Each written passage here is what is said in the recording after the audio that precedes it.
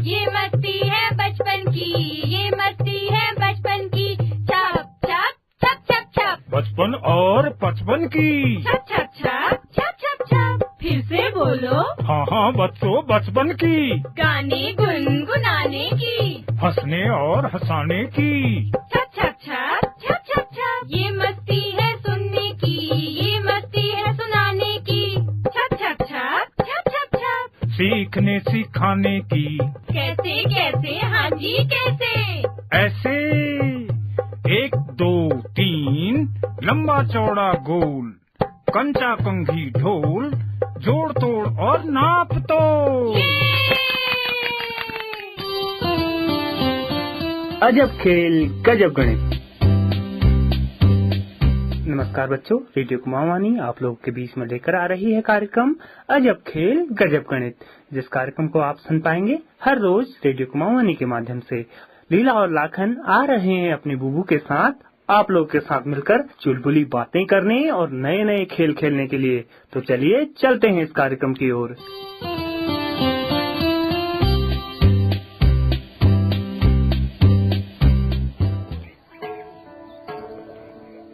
बुबू, आज भी कल की तरह कुछ समझते हैं। कल घन, घनाभ और गोला समझने में बड़ा मजा आया।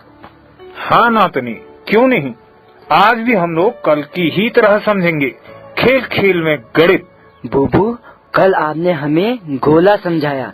गोला लुढ़कता है, सरकता नहीं। शाबाश। जब हम लोग स्वयं अपने हाथों से खेल करके सीखते हैं, समझते हैं, तो समझ में जल्दी और अच्छी तरह से आ जाता है। तुम लुढ़कना और सरकना समझ गए हो। बुबू, खेल खेल में गणित अच्छी लगती है। अच्छा, तो आज हम खेल खेल में ही बेलन को समझते हैं। ठीक है लीला। बुबू, बेलन? बेलन तो अंदर है। मम्मी बेलन से रोटी तो बनाती है। हाँ लाखन, मम्मी का बेलन रोटी बनाने वाला बेलन है। जरा अंदर से बेलन ला। बुबू, अभी लाता हूँ रसोई से बेलन। ये रहा बुबू बेलन। इससे क्या करोगे? बस यही तो समझना है। अब पहले ध्यान से सुनना, फिर समझने की कोशिश करना। ठीक है बुबू। बेलन भी एक आकृति का नाम है। जिस प्रकार घनाभ, घन या गोला एक आकृति का नाम है ना, ठीक उसी प्रकार से बेलन भी एक आकृति का नाम है। लाखन, पहले एक गिलास तो लाओ जरा। बुबू, गिलास में चाय भी लाऊं? अरे नहीं, मैंने सुबह ही चाय पी ली। तुम केवल एक खाली गिलास ले आओ। बुबू, खाली गिलास तो मैं अभी ले आता हूँ। ये रहा बुबू खाली गिलास। लीला, इस गिलास को ध्यान से देखो। देख रही हो ना? हाँ बुबू। इस गिलास को ध्यान से देखो। गिलास के आकार को भी बताओ। बताओ जरा। बुबू, गिलास ऊंची भी है और चूड़ी की तरह गोल है, यानी वर्त की आकार का है। यानी कि वृत्त के आकार का है। शाबाश लीला, बस इसी आकार को बेलनाकार कहते हैं। बेलन यानी बेलनाकार। लीला, इस गिलास को ध्यान से देखो। क्या इसकी आकृति घन, घनाभ या गोला जैसी है? जरा देखो, बताओ। नहीं बुबू, घन घनाभ में लंबाई, चौड़ाई और ऊंचाई होती है और गोले में चारों तरफ गोलाई होती है। ये बात तो सही कही लीला, बिल्कुल सही। अब गिलास को ध्यान से देखो। गिलास के आकार को बताओ जरा, कैसा है? बुबू, गिलास ऊंची भी है और चूड़ी की तरह गोल भी, यानी वर्त आकार की है। वृत्त के आकार की है। बस इसी आकार को कहते हैं बेलनाकार। बेलन यानी बेलनाकार। लंबाई या ऊंचाई के साथ वृत्ताकार आकृति का होना बेलनाकार कहलाती है। बुबू, बेलन वृत्ताकार भी है और लंबा भी है। लाखन, बेलन या बेलनाकार आकृति में वृत्ताकार के साथ साथ लंबाई भी होती है। यदि हम वृत्ताकार वस्तुओं को एक के ऊपर एक रखते जाएं, तो वस्तु की आकृति बेलनाकार हो जाएगी। लाखन, तुम अंदर से गुल्लक लेकर आओ। बुबू, अभी लेकर आता हूँ। ये रहा बुबू गुल्लक। लीला, गुल्लक में से 1 रुपए का सिक्का निकालो जरा। बुबू कितने सिक्के निकालूं? नातनी 10 सिक्के निकालो। ये रहे बुबू 1 रुपए के 10 सिक्के। शाबाश। पहले ध्यान से 1 रुपए का सिक्का देखो, इसका आकार कैसा है? बुबू सिक्के तो वृत्ताकार है। वृत्ताकार है। शाबाश लीला। अब सिक्के के ऊपर सिक्का रखती चली जाओ, ठीक है? ठीक, ये रखे सिक्के के ऊपर सिक्का। बुबू 10 के 10 सिक्के हैं। 10 के 10 सिक्के रख दिए। अब सिक्कों से बनी एक आकृति को ध्यान से देखो। सारे सिक्के वृत्ताकार हैं। सिक्कों के ऊपर सिक्का रखने से आकृति की लंबाई बढ़ गई है, यानी लंबी हो गई है आकृति। अब आकृति वृत्तीय के साथ साथ लंबी भी है ना? हाँ बुबू, अब आकृति लंबी भी है और वृत्तीय भी है। बिल्कुल, आकृति लंबी भी है और वृत्तीय भी है। बिल्कुल सही। इसी आकृति को बेलनाकार कहते हैं। जरा बताओ, इस प्रकार की आकृति की कौन कौन सी वस्तुएं होती हैं? लाखन? बुबू इस प्रकार का तो ये बेलन भी है। हाँ लाखन, ये बेलन भी बेलनाकार ही है, इसीलिए इसका नाम बेलन है। लीला? बुबू हमारा पानी का ड्रम, ये भी तो बेलनकार ही है। हाँ, पानी का ड्रम भी बेलनकार है, यानी बेलनाकार है। बुबू पानी की बोतल, वो भी तो बेलनाकार भी है। हाँ, पानी की बोतल भी बेलनाकार है।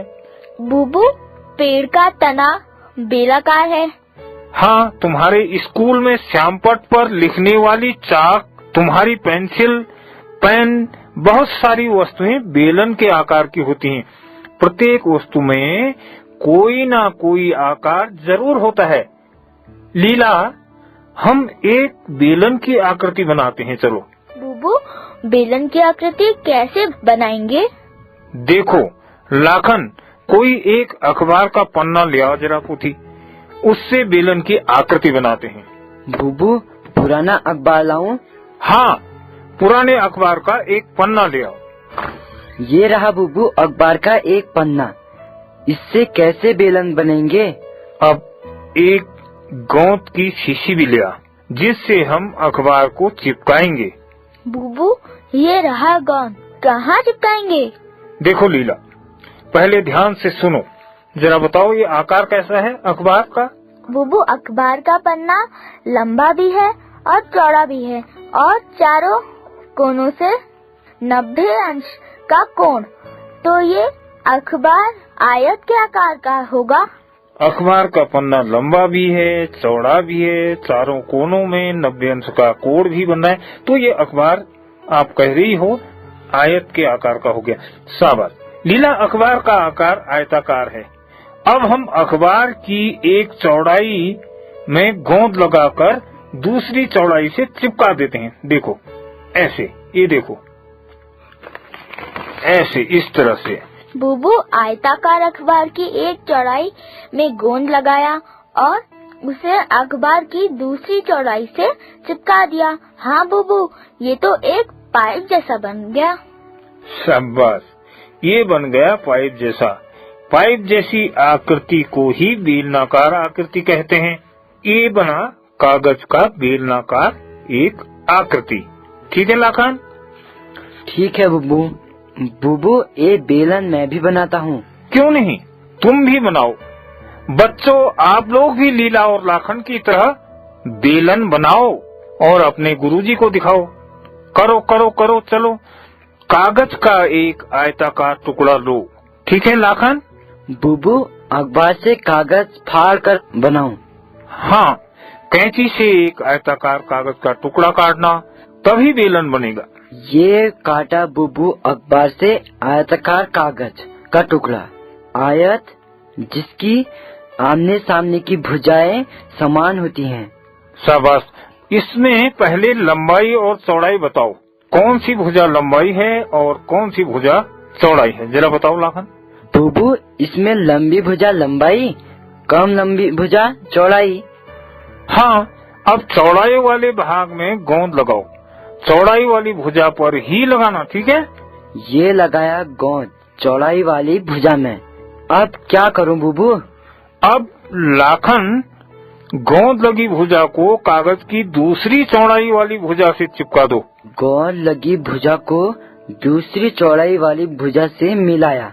हाँ बुबू, ये तो आग फूकने वाला नल बन गया। हाँ लाखन, इस प्रकार की आकृति को ही बेलन कहते हैं।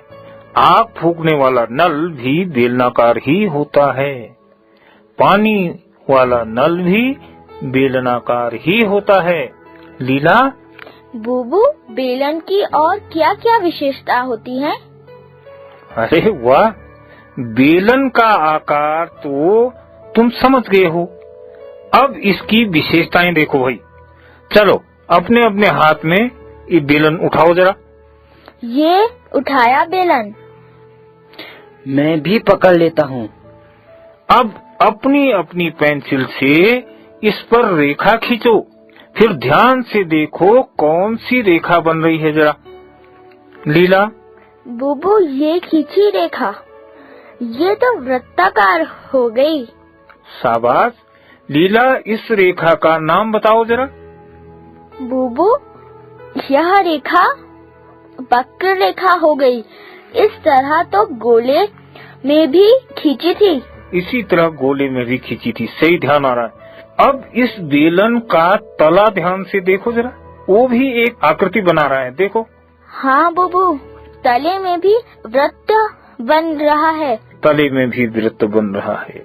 ठीक इसी प्रकार वृत्त बेलन के सिरे पर भी बन रहा है और आपस में बराबर भी है ना? हाँ बुबू, ऊपर और नीचे दोनों जगह बराबर वृत्त बन रहे हैं। एक वृत्त ऊपर और एक वृत्त नीचे। सही। अब समझो बेलन में दो वृत्त भी हो गए, लंबा भी हो गया और वक्र तल भी हो गया। बुबू, अब समझ में आया। बेलनकार वस्तु में वृत्ताकार लंबाई के साथ साथ दो वृत्त, एक ऊपर से और दूसरा नीचे होता है। शाबाश, बिल्कुल ठीक समझी हो तुम। इस प्रकार का बेलन मिट्टी से भी बनाना ठीक है लाखन? हाँ बुबू, बुबू उस दिन हमने घन, घनाभ और गोला भी तो बनाए थे। हाँ, अब घन, घनाभ, गोला के साथ साथ बेलन भी बनाना। इससे तुम्हारी समझ में आकृतियाँ अच्छी तरीके से आ जाएंगी। बुबू, हम आज ही बनाएंगे। बुबू, मैंने तो घन, घनाभ, गोला और बेलन सब समझ में आ गया। ये तो बड़े मजेदार हैं। अब इसको मिट्टी के बना भी सकते हैं। मिट्टी के भी बना सकते हो। लीला, क्यों नहीं बना सकते? जब तुम अपने हाथों से इन सब आकृतियों को बनाओगे तब ज्यादा समझ में आएगा। अब मैं बहुत सारी वस्तुओं के नाम लूंगा, तुम लोग एक एक करके उन वस्तुओं की आकृति का नाम बताओगे, ठीक है? हाँ बुबू। हाँ बुबू, ठीक है। पहले मैं बनाऊंगा।